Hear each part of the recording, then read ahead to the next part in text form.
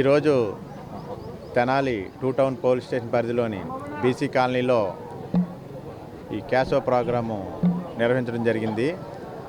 ఈ ప్రోగ్రాం ముఖ్య ఉద్దేశం ఏంటంటే ఎవరైనా నేరస్తులు షెల్టర్ తీసుకున్నా లేదా ఈ గంజాయి మాదక ద్రవ్యాలు ఉన్నా దాని నిమిత్తం ప్రతి ఇల్లు చెక్ చేయడం జరిగింది. ప్రతి మనిషిని వాళ్ళ ఐడెంటిటీ అడగడం జరిగింది.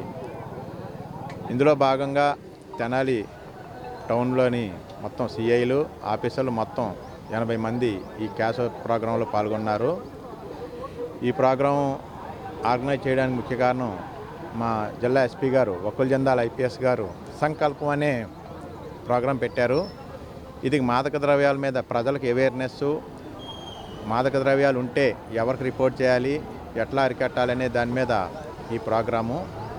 ఈ క్యాషోతో పాటు ఈ మాదక ద్రవ్యాల మీద అవేర్నెస్ ప్రోగ్రాం కూడా ఈరోజు కండక్ట్ చేసి ప్రజలందరినీ, బీసీ కాలనీలో ఉన్న ప్రజలందరినీ అవేర్నెస్ క్రియేట్ జరిగింది.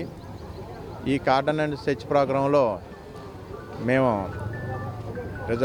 డాక్యుమెంట్ లేని 50 బైకులు, 4 ఆటోలు తీసుకొచ్చాము.